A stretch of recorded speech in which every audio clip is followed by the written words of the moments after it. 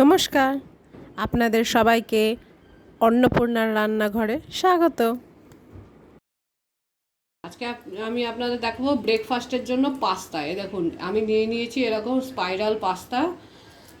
পাস্তাটাকে minute পাঁচেক ভালো করে গরম জলে ফুটিয়ে তারপরে ওই গরম জলের মধ্যেই 10 মিনিট ধরে ঢেকে রেখে দিয়েছিলাম, না হলে পাস্তা নরম হয় না। পাস্তা কিন্তু ম্যাগির মতো নয় যে গরম জলে দিলেই নরম হবে। একে মিনিট পাঁচেক সেদ্ধ করতে হবে এবং তারপরে 10 মিনিট গরম জলটায় ঢাকা দিয়ে রেখে তাহলে এরকম একটু নরম হয়ে যাবে। পাস্তা তৈরির জন্য আমি নিয়েছি এরকম সাইজের দুটো বড় পেঁয়াজ। পেঁয়াজটাকে আমি বড় বড় করে পিস করে কেটে নেব, এই যে কেটে নেব এবং পরে এইগুলো এই ছাড়িয়ে ছাড়িয়ে এরকম আলাদা আলাদা করে নেব।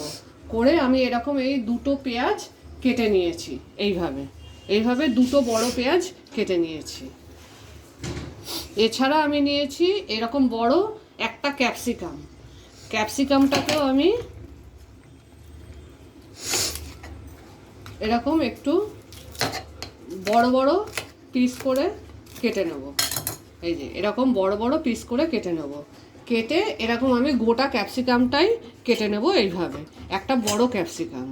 এছাড়া নিয়েছি একটু আদা রসুন বাটা, হাফ চামচ মতো আদা রসুন বাটা।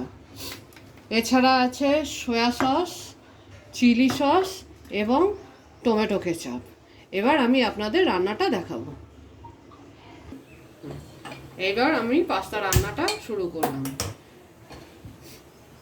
এবার আমি দিয়ে দিলাম 2 চামচ মতো এতে সাদা তেল দিয়ে দিলাম। এবার তেলটা গরম হবে।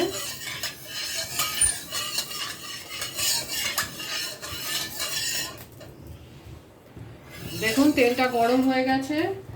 এবার আমি যে পেঁয়াজগুলো কেটে রেখেছিলাম পেঁয়াজগুলোকে ছেড়ে দিলাম এবং ক্যাপসিকামগুলো দিয়ে দিলাম।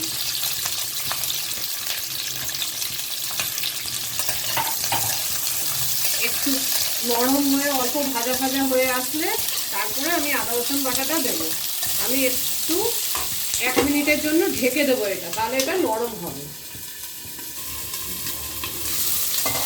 দেখুন পেঁয়াজ ক্যাপসিকাম দুটোই একটু লালচে হয়ে গেছে, কিন্তু আমি পুরো নরম করে ভাজবো না।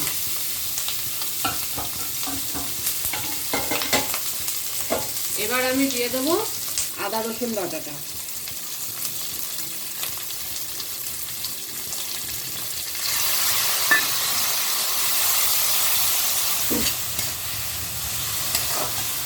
আদা রসুন বাটাটা দিলে একটু ভালো সুন্দর গন্ধ হয় পাস্তা।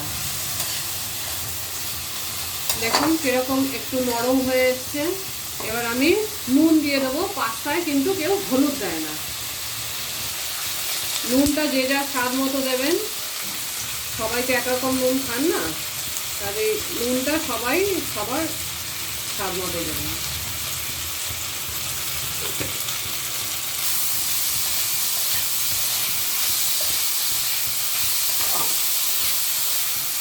এইবার আমি দিয়ে দেবো একটু অল্প জল, অল্প হাফ কাপ মতো জল।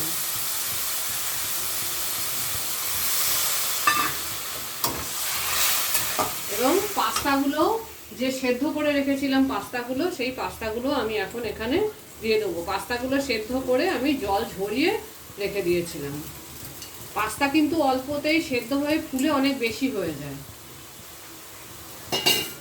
অল্প পাস্তা। এবার এটাকে একটু মিশিয়ে নিলাম, নেওয়ার পরে এইবার আমি দিয়ে দেবো সসগুলো।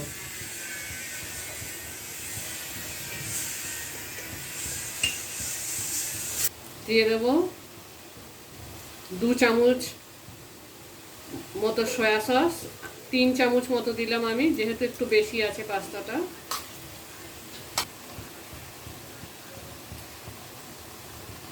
3 চামচ মতো চিলি সস,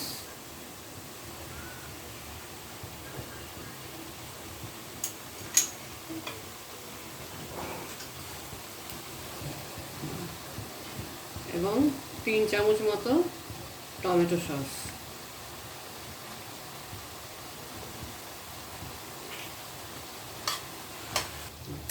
এবার আমরা একটু নেড়ে নেব। এতে স্বাদের জন্য আমরা একটু চিলি ফ্লেক্সও দিতে পারি। যদি আপনারা একদমই ঝাল না খান তাহলে দেবেন না, কিন্তু যারা একটু ঝাল ঝাল পছন্দ করে তারা একটু চিলি ফ্লেক্স দিলে বেশ ভালো একটা সেন্ট আসে। আমি একটু চিলি ফ্লেক্স ব্যবহার করব। এই আমি একটা ছোট চামচ মতো চিলি ফ্লেক্স দিয়ে দিলাম।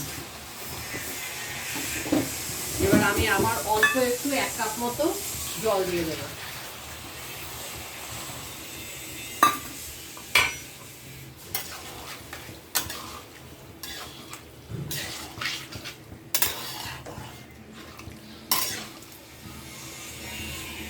দেখুন নিচেটা একটু ঝোল ঝোল হয়ে গেছে। পাস্তা কিন্তু একটু সুপি হয়, একদম শুকনো পাস্তা খাওয়া যায় না। এবার আমি এটা একটু মিনিট 2-এর জন্য ঢেকে দেবো, বেশি সময় লাগবে না, 2 মিনিটেই হয়ে যাবে। দেখুন পাস্তাটা হয়ে গেছে, একদম সুন্দর পাস্তা হয়েছে, খেতেও টেস্টি, আর খেলে পেটও ভরবে। এটা বাচ্চাদের টিফিনেও দেওয়া যাবে, আমরাও সকালে ব্রেকফাস্টে খেতে পারি, বা বিকেলবেলা হালকা টিফিনের জন্য আমরা খেতে পারি। এবার গ্যাসটা নিভিয়ে দেবো আমি, দিয়ে গরম গরম সার্ভ করব।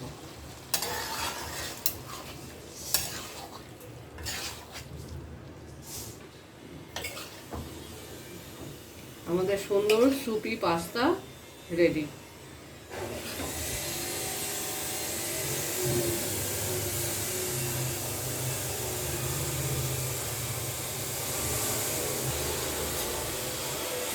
এই সুপি আর টেস্টি পাস্তাটার রেসিপিটা যদি আপনাদের পছন্দ হয়, প্লিজ লাইক, শেয়ার, সাবস্ক্রাইব করবেন।